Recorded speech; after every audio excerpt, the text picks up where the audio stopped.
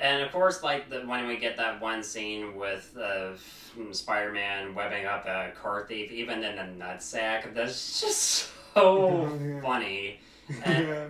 I mean, I think that when it comes to the comedic side of Spider-Man, I think Andrew Garfield, for the most part, mostly nails that side of the character. Yeah, I couldn't agree more. I mean, I laughed my heart out when I first saw that scene. I mean, it was Yeah, hilarious. yeah. At first, I mean, especially when the thief pulls out a knife, and Peter's like, I mean, Spider Man's on the ground. He's like, "Oh no, my weakness is small knives." And then that's when he starts with him. He's like, "Hold on one second."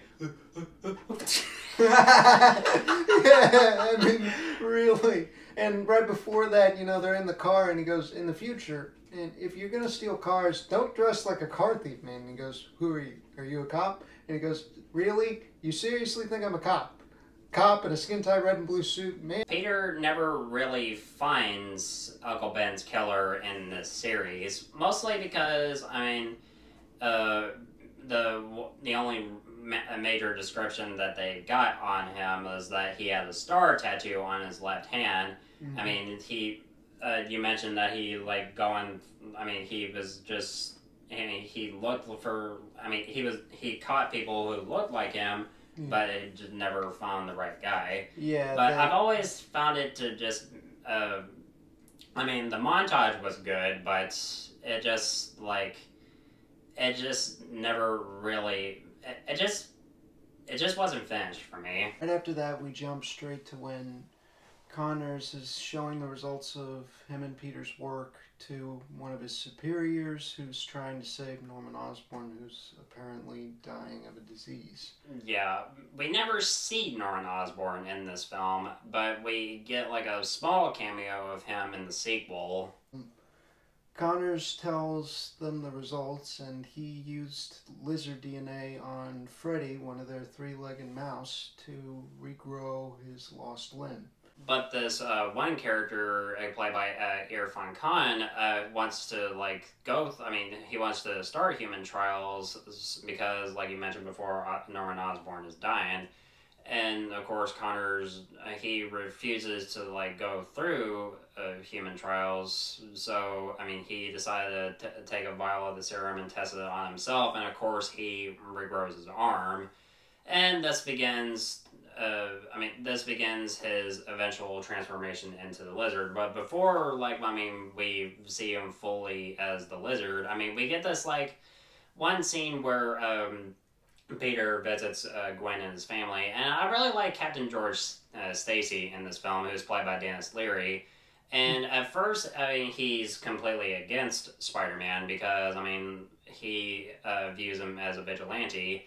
But he's like the one character who's I mean one of the few major I mean the only major character in general who is mostly against Spider-Man for a large majority of the film because mostly and I know this is going to be like a nitpicky complaint but no J. Jonah Jameson in this film, which is kind of a shame really because I get it, they're not trying to repeat what they did with the Raimi films because you can't replace J.K. Simmons. You just can't because he just owned that role in the Raimi trilogy. So yeah, and you gotta at least give him credit for that much. If there was ever a reason not to involve J.J., I think it might have been because they just didn't want to replace J.K. Simmons. yeah, And to me, that is not like a problem. That is one heck of a solution. Yes, I mean, an interesting way to kind of keep that character canon for later use. yeah, Possibly. yeah.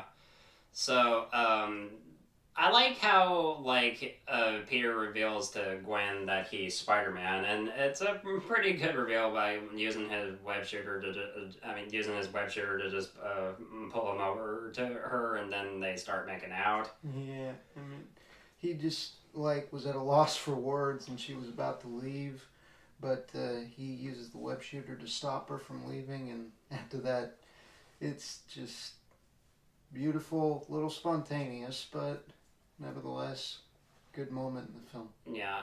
And when it comes to like the one scene on the bridge with Connors now as the lizard going on a rampage, tossing cars off of the bridge, and of course Spider-Man comes in and stops them, and then saves all the people on the bridge.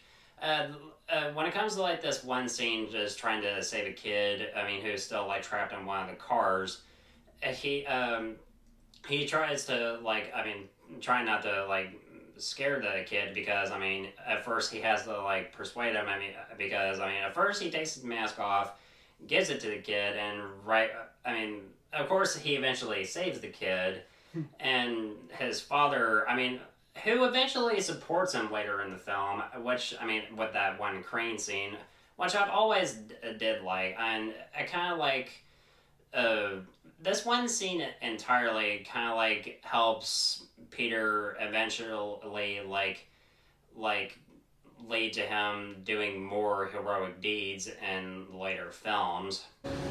Who are you? Spider-Man. Yeah, it just goes to show when you're a hero, a lot of times even though the rewards are small, if any, sometimes the small rewards are the best ones. It just makes all the difference. Yeah. And I think it really emphasizes that even if most people might say that it's probably not well executed, sometimes maybe a little rushed, but at the same time, I think that they did a nice job with that one good deed. It really set the stage, I think, later on.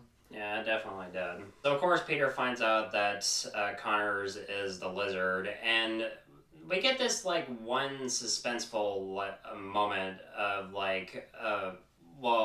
Peter like has like all these like different strings of webbing attached to like various small tunnels, and uh, it's because he's trying to get a picture for for the Beagle about the Lizard. I mean, because that's like few brief mentions of the Daily Bugle in the film. I mean, we just see that like one newspaper and that's it. Yeah, but it's all we really need, if you ask me, considering I think, if I remember correctly, I think the Lizard was one of Peter Parker's first actual photos regarding Spider-Man in a fight with his nemesis. Yeah, I mean, in terms of the comics, that is. Yeah, now, nice homage. Yeah, and when it comes to the effects used to bring the Lizard to life, I mean, when it comes to CG in general, I mean, it's decent for the most part, but but it does have its moments where it looks a little bit unfocused in some areas. When it comes to like how this scene ends with the Lizard like right after he has like this brief fight with Spider-Man, this one stupid moment with him finding the camera, and it's on the back it shows the line and property of Peter Parker. I'm just like, why would you put that there, Peter? Is just like, that's just like an open invitation to allow the villain to come after you. It's just like, I mean, but in terms of like how like a villain like discovers the hero's identity, and when it comes to these films, it mostly was shocking. As I mean, take example like the dinner scene in the original Spider-Man with Norman discovering the cut on Peter's arm, and he recognizes it being the same cut that he gave Spider-Man from one of his razor bats in that in the burning building scene in the first film. Now, when it comes to how the Lizard discovers that Peter is Spider-Man in this, I really do not like it. It's just like,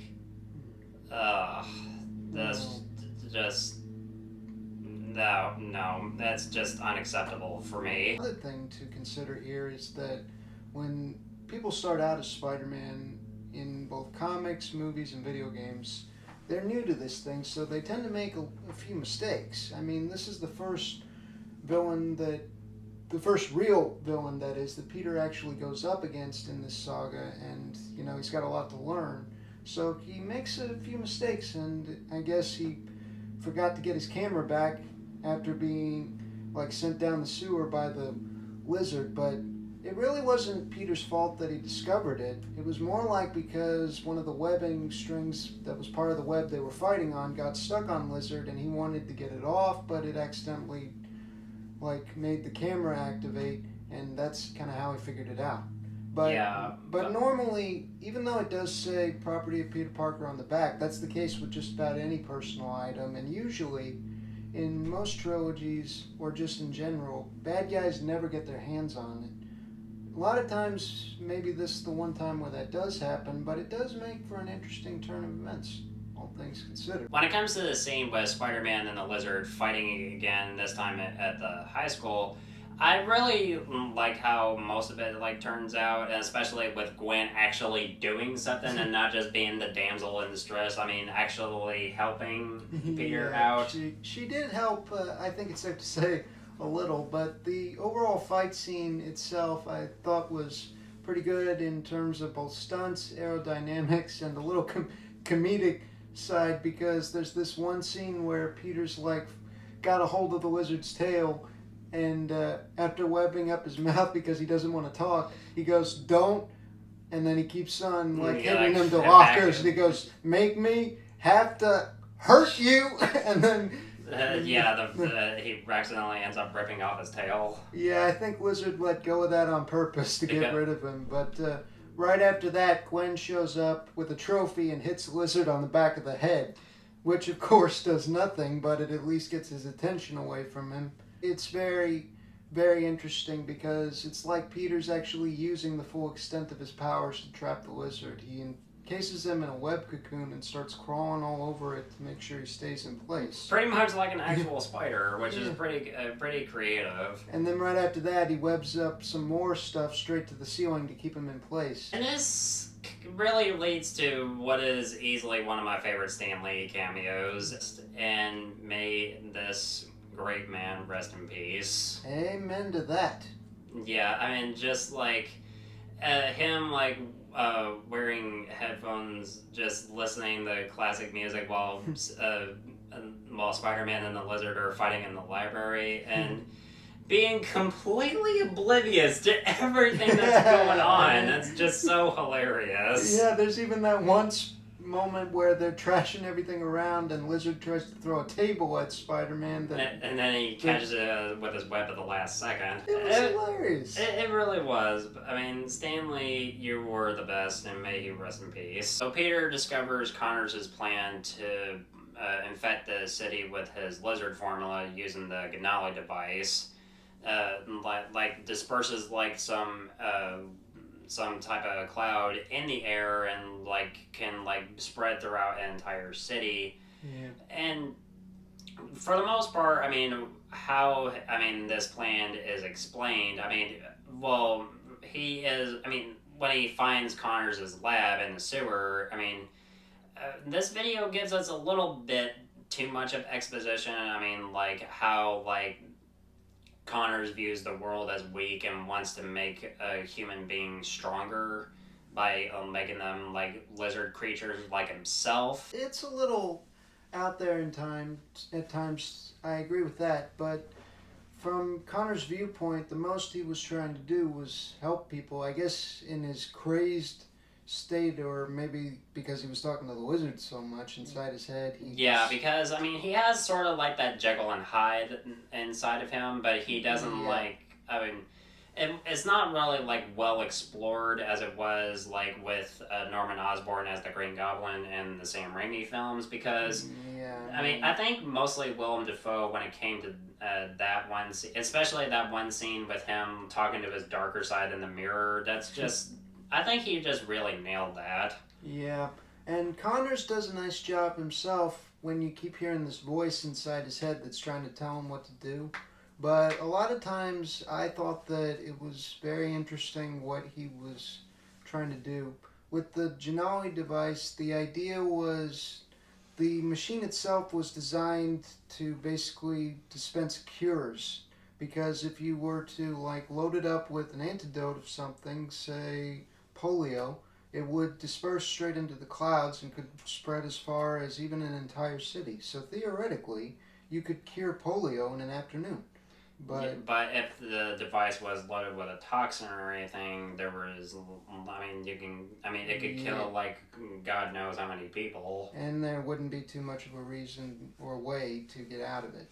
But that's kind of why they put it on the shelf. But in this case, it's a nice plan. I thought it was an interesting take. Yeah, and we see the lizard like unloading like canisters of gas onto the streets and like infecting like several people, mostly police officers. I mean, we never see like how many people are infected by the lizard formula. But despite all of that, I mean, we see like Gwen is trying to synthesize an antidote for the lizard formula, and Captain Stacy and a group of cops capture Spider-Man. And I like the moment when Stacy like unmasks Spider-Man, and how like Spider-Man is just moving like so quick to take out the other cops so they don't like see who he is, and of course Captain Stacy finds out that it's Peter. I mean, thankfully Peter convinces him to let him go since his daughter is at Oscorp and will possibly be in danger since the lizard is heading to Oscorp to get the device. Yeah. And I like how like throughout the rest of the film, I mean, Captain Stacy begins to realize that he was wrong about Spider-Man, and actually ends up helping him when it comes to his Spider-Man's final fight with the lizard.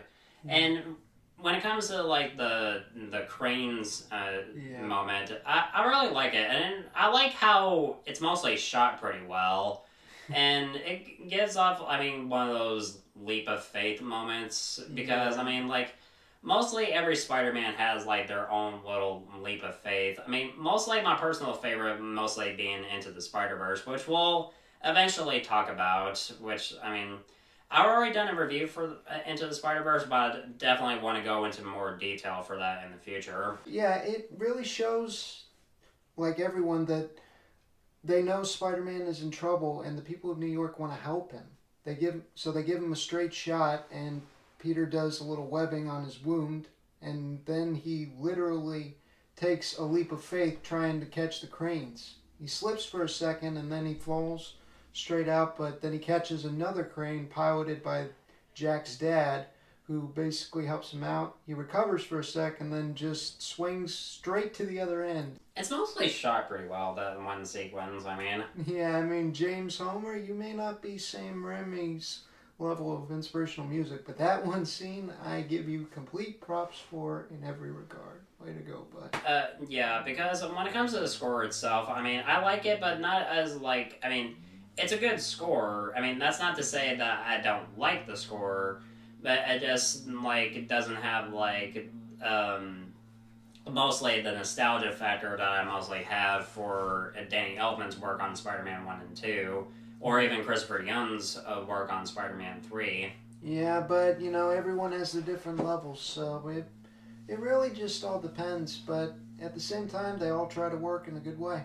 So when it comes to Spider-Man's final fight with the lizard, at first, he's struggling for a bit, because at first he does a swing kick and just the lizard tosses him off of the Oscorp tower, and then of course when Spider-Man sees a thing of liquid nitrogen and tries to break a pipe, that's when the lizard catches him, crushes his web shooters, and starts choking him with his tail. And of course that's when Captain George Stacy comes in to actually help Spider-Man, and that's what I really like, and especially with the lizard telling him, "You're all alone now," and Captain Stacy comes in and he's not alone. Mostly, I think mostly in terms of how it ends, the lizard killing Captain Stacy, and with Spider-Man managing to place the antidote vial into the device, and then the antidote starts dispersing in the air. I like how that was executed, and it was like a snowstorm colored blue. Yeah, it was a pretty interesting effect in my opinion, and of course, the lizard turns back into Dr. Connor since he's fully cured, as well as like everyone else who was infected by the gas. And when Peter tries to like tend to like Captain Stacy, he begins to realize that the city needs Peter and makes Peter promise him that he would stay away from Gwen. And for the most part, he mostly tries to keep his promise until like the very end of the film, right after he hears a voicemail from Uncle Ben, which I did really like. I mean, because I do think that Martin Sheen was a good Uncle Ben. Yeah. And for some reason, even though he promised Captain Stacy that he would stay away from Gwen, he just like immediately changed his mind after that. I mean, after like a few days have passed. I mean, like, I don't know. So, I mean, we get like a pretty good, awesome final swing moment, which in terms of like final swing moments in Spider-Man films, I do think is pretty good. Yeah. But not as like, but not as near as like satisfying as like the one final swing that we got at the end of Spider-Man 2. Yeah, that one's hard to beat, I give him that. But the thing is, you know, if you're around one Spider-Man for so long and then you suddenly have to get used to a new one, you can understand that that might be a bit of an acquired taste at first, but it's also satisfactory enough to make you want to see where they go from there. We get this one mid-credit scene with Connor's imprisoned and he's visited by Gustav Fiers and asking if he revealed the truth about Peter's parents, and of course he tells him no and to leave Peter alone, and that's how the film ends. When it comes to The Amazing Spider-Man, for the most part, I do think that Andrew Garfield, I mean, when it comes to this film anyway, does a pretty good job as Spider-Man, but kind of like lacks some things that I would expect for Peter Parker. But as Spider-Man, he does pretty good. Emma Stone, for the most part, is, I mean, I do think she's pretty good as Gwen Stacy, as her and Andrew Garfield do have good chemistry. The story itself, I mean, can be interesting in some areas, mostly when it comes to its origin story. They tried to not, repeat what Sam Raimi did in his trilogy, but I can respect them for wanting to try to do something different, try being the key word. Mostly, one of the few issues that I have with the film was mostly its color grading, which is, I mean, for the most part, it's mostly its serious tone, and also Spider-Man is also covered a lot in the shadows in this film, and which is something that I don't really expect for a character as colorful as Spider-Man. And mostly, I think in terms of villains, I do think the Lizard, for the most part, is a decent villain, although I don't think his plan is very well interesting, but I can understand his motivations, but his plan wasn't really interesting at all by any means. But I can understand them wanting to try to do something different compared to what Sam Raimi did in his trilogy. The action sequences for the most part are pretty good, but overall, I mean, it's not a great Spider-Man film, but it's certainly decent. Yeah, most people, when they look at Andrew Garfield's Spider-Man, from what I've heard, they mostly just see disappointment. But personally, when I first saw it, I was a little disappointed that Tobey Maguire didn't get another film, but I still think that, and I'm saying this 100% with all my heart and all the certainty I can give, I still think Andrew Garfield is a worthy Spider-Man. And while I admit that maybe there were some things he could have done better, we all get that concept with Spider-Man from one end to the next, and they all have things to work on, but that's the whole point. So many different ways to tell a story. Yeah. And you just never know how they're going to turn out. Yeah, because Andrew Garfield, I do think, is a good actor, and I do think that he had some potential as Spider-Man, but I don't think he was given enough direction to really like warrant. I mean, mostly in Sony's case, to really warrant a full-fledged trilogy, because we never really got that. And they pretty much just canceled him in favor of another reboot when we got Tom Holland. And while I'm glad we got Tom Holland because of it, I still believe that Andrew Garfield and Tobey Maguire still deserved a little more recognition and maybe a chance at redemption. So, in the event that they end up coming to this new film, I sincerely hope that anyone who's watching this will be able to welcome all three of them to the big screen with open arms, if there's even a slim chance that they'll all be there. Because, quite frankly, that's something I've wanted since the first time I saw Tom Holland. And I think it would be awesome as heck. Yeah, it definitely will, and hopefully it will happen. Fingers crossed. I'm gonna give The Amazing Spider-Man a B.